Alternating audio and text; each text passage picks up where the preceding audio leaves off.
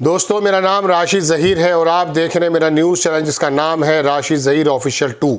आपको खबर बताने आया हूं कि ट्रंप साहब की तरफ से बयान आया है, बड़े मजबूत ज़रायों ने बताया। टाइम्स ऑफ इसराइल ने भी छापा है और अमेरिका के एक दो अखबार हैं उन्होंने भी छापा है। उन्होंने बताया कि इस हफ्ते ही सीज़ फायर गज़ा के अंदर हो जाएगा। मैंने आपसे 3-4-5 रोज़ पहले भी बताया था कि अरब मुल्कों का अब प्रेशर ये है ट्रंप के ऊपर कि किसी भी प्रकार से इसराइल का जो जुल्म सितम है गज़ा के अंदर वो बंद हो जाए। हालांकि देर से आँख खुली है, लेकिन चलिए खुल गई। पहले 2 हफ्ते बताया जा रहा था, फिलहाल ट्रंप साहब की तरफ से बयान आ रहा कि इसी हफ्ते संभव है सीज़ फायर होना। दूसरी बड़ी खबर मैं आपको बता रहा हूँ कि ट्रंप साहब का अपने ट्रुथ जो उनका प्लेटफॉर्म है उससे खबर आई है, बाकी अखबारों ने छापा, टाइम्स ऑफ इसराइल, CNN वगैरह ने। उन्होंने बताया कि ट्रंप साहब नाराज़ हो गए ईरान पर। खamenei साहब के बारे में कहा कि हमने आपको बहुत बड़ी जिल्लत भरी मौत से बचाया, चूँकि इसराइल इतना बड़ा हमला करने जा रहा था कि आपका उसके अंदर जो है संभव था असैसिनेशन, लेकिन उसको रोक दिया। लेकिन ईरान के जो सुप्रीम लीडर है उनका जो बयान लगातार आ रहा है और वो कुछ इस प्रकार से जता रहे हैं कि ये विक्ट्री ईरान को मिल गई है। वहाँ पर जो है जश्न भी मनाया जा रहा है, वहाँ के जो लोग हैं जिनके जनाजे जाते हैं तो उसके अंदर भी काफ़ी नारेबाजी होती है। इस बात से इसराइल और अमेरिका बौखलाया हुआ है। उन्होंने आखिरकार ट्रंप साहब के मुंह से बयान निकला और तमाम जो सैंक्शन हटाने की बात या रियायतें देने की बात थी उनसे वो वापस होने की बात कहने लगे हैं। तीसरी खबर बताता हूं दोस्तों, हालांकि ये मजबूत ज़राया नहीं है, लेकिन कहा यह जा रहा है कि ईरान अब चीन की तरफ रुख कर रहा है। उसका जो J-10 फाइटर है उसको ख़रीदने की बात कर रहा है। इसका कोई मजबूत पहलू नहीं है, अलबत्ता सोशल मीडिया पे बहुत सारे जो X के हैंडल हैं वहाँ पर ये लिखा है। और भी इसके अलावा खबरें हैं वो मैं आपको बता रहा हूँ। कुछ लोग ऐसे हैं जिनके बारे में कह दिया गया था कि साहब उनको मौत के घाट उतार दिया है। वो ईरान के अंदर जो फ्यूनरल हो रहा था लोगों का उसके अंदर पाए गए हैं। जैसा कि मिसाल के तौर पे वहाँ के एक वो IRGC के जो वो थे सरवा, उनके बारे में भी कहा गया है। कुछ खबरें हैं वो मैं आपको दिखा देता हूँ, आप मेरे साथ बने रहिए। ये टाइम्स ऑफ इसराइल की खबर है दोस्तों। इन्होंने कहा time will tell but I don't think Iran will go back to nuclear soon. वो बता रहे हैं कि टाइम बताएगा, लेकिन मुझे लगता यह है कि न्यूक्लियर की तरफ नहीं जाएगा, जबकि न्यूक्लियर के बारे में ईरान का बिल्कुल साफ मौक़िफ़ सामने आ गया है। दूसरी खबर दिखाता हूँ आपको दोस्तों। मैं पहले मैं स्क्रीनशॉट जो मैंने आपके लिए लिए हैं वो दिखा देता हूँ एक एक करके। ये आप देखेंगे, ये ईरान के बारे में खबर आई है कि Iran plans to purchase Chinese J-10C fighter.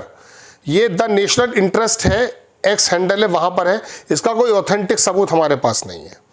दूसरी खबर दिखाता हूँ मैं आपको, ये भी बड़ी खबर है। इसके अंदर विदेश मंत्री जो अरागची हैं उनका बयान आया है दोस्तों। उन्होंने कहा, ईरान फॉरेन मिनिस्टर ने कहा कि IAEA जो एटॉमिक जो इंटरनेशनल जो चीफ हैं एटॉमिक एनर्जी के, will be banned from entering the country.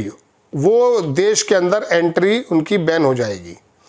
ये वो अली शामखानी हैं जिनके बारे में कह दिया गया था Syrian Iranian adviser, the senior adviser Iranian leader Sayyid Ali खामनी।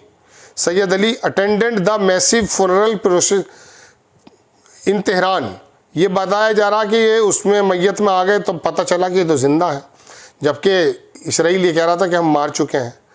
ये खबर दोस्तों यमन की आर्म फोर्स की तरफ से आई है। अल मयादीन लेबनान का अदारा है, उसने खबर छापी है कि ब्रिगेडियर जनरल जो याह्या सारी, उन्होंने कहा कि हमने जो है 2 ऑपरेशन टारगेट किए सेंसिटिव बीर अल सबा में, जुल्फ़िकार बैलिस्टिक मिसाइल मारे हैं इसराइल के अंदर।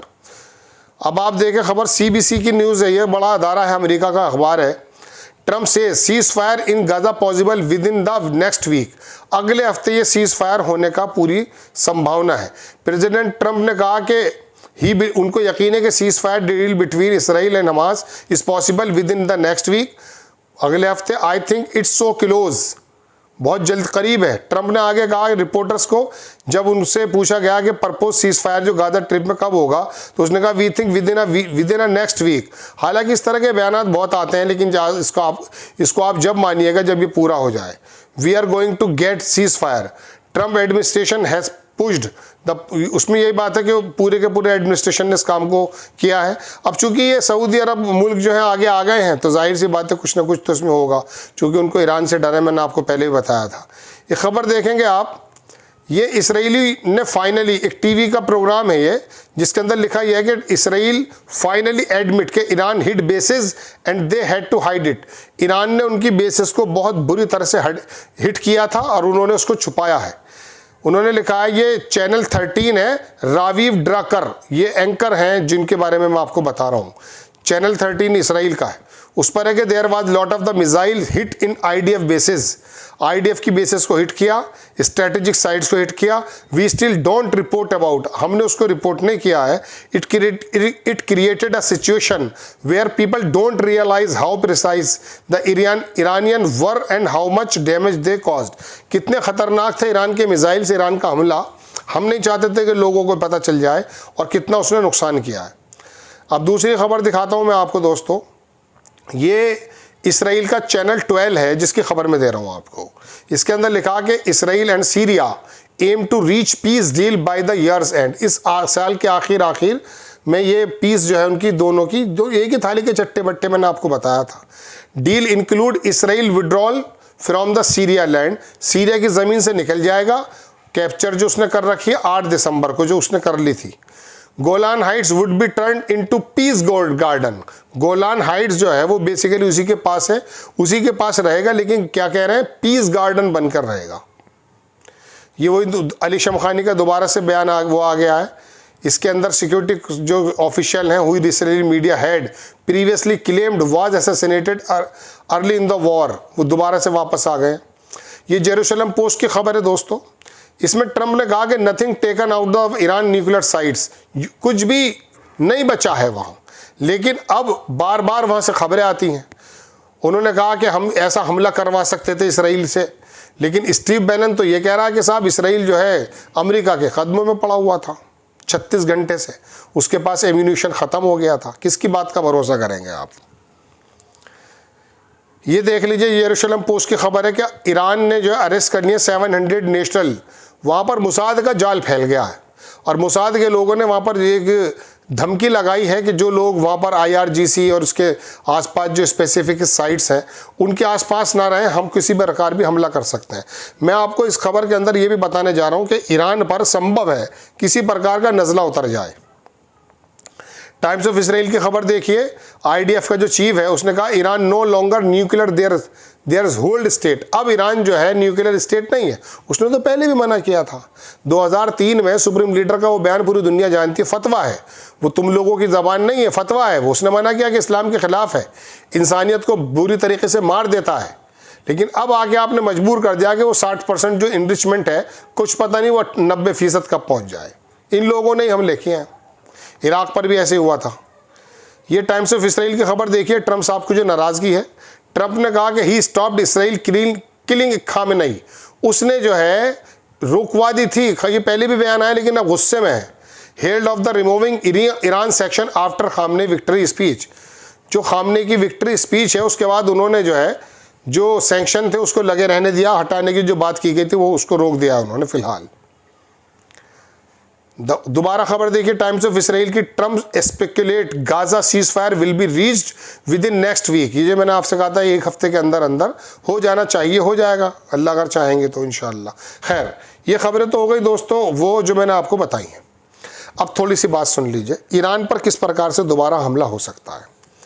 ईरान ने दरअसल पूरी दुनिया को, खास करके इसराइल और अमेरिका का जो घमंड तकब्बुर तोड़ा है, उसकी वजह रही है उसके मिसाइल्स और अल्लाह का हुक्म। उसमें इसने जो है उस पर एरियल ताकत तो थी नहीं, मैंने आपको बताया था। उसने जो हमले किए हैं इसराइल पर, और इसराइल के जितने भी डिफेंस सिस्टम थे वो जब ख़त्म हो गए हैं तो अमेरिका और इसराइल को पता चल गया था कि ये वो ईरान नहीं है जो हम सोच रहे थे। ये हमला जब इसराइल ने किया ईरान पर, उस समय तो बातचीत होने वाली थी, लेकिन उसके परखच्चे उड़ाकर रख दिए आखिरकार स्टीव बैनन जो मैंने आपको बताया था। और बहुत सारे ज़राए ऐसे हैं कि 12 दिन का उसके पास सिर्फ और सिर्फ ज़ख़ीरा बताया गया था जो हो गया था ख़त्म। वो अमेरिका के पल्ले पड़ा हुआ था कि सीज़ फायर हो जाए, आखिरकार ट्रंप साहब ने काम करा दिया। अच्छी बात है, लेकिन ईरान ने कहा कि अपनी टोन सुधारिए, आपकी जो टोन है वो ठीक नहीं है। ये बयान है अखबारात के, आपकी टोन गलत है। इस टोन को लेकर के कुछ बात आगे बढ़ सकती है। और दूसरी इसकी सबसे बड़ी वजह मैं आपको बताता हूँ, सऊदी मुल्कों का विश्वास ये नहीं है कि ईरान से लड़ाई ख़त्म हो जाए।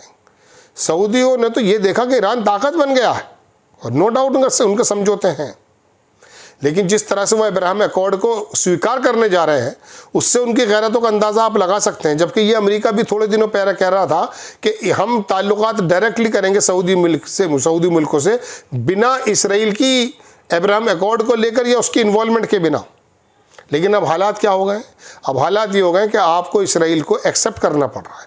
4 मुल्क करने जा रहे हैं, ऐसा बताया जा रहा है। और वो छोटी सी गज़ा की पट्टी, एक जरा सा कस्बा भी नहीं होगा, छोटी सी जगह है, वहाँ पर एडमिनिस्ट्रेशन संभालने आप आ रहे हैं। दुनिया को दिखाने के देखिए हमने जो इस सीज़ फायर करा दिया और अब हम यहाँ पर काबिज़ हैं। ये तो आपको वहाँ के लोग बता देंगे, जब आप वहाँ पर आएंगे वो लोग आपकी हुक्मरानी बर्दाश्त नहीं करेंगे। दूसरी बात यह है कि सऊदी मुल्कों के दिमाग में ये भी बात आई कि ईरान ने जिस प्रकार से रिप्लाई दिया है उससे वो वाकई उम्मत मुस्लिमा के अंदर स्टार बन के तो उभरा है। अमेरिका इसराइल को भी उसने वाकई जवाब दिया है। तो ऐसे समय में उनका इंटरेस्ट ज़्यादा नहीं है कि वो अमेरिका इसराइल या ईरान के बीच की लड़ाई को ज़्यादा ख़त्म करें, वो तो यहीं पर रह के अपने हीरो बन सकते हैं। अब आ जाती है ईरान की बात। तो ईरान गैरत के साथ लड़ा, गैरत के साथ शहादत दी, गैरत के साथ उसने नुकसान सहा और हिम्मत और जबर के साथ उसने नुकसान दिया भी है।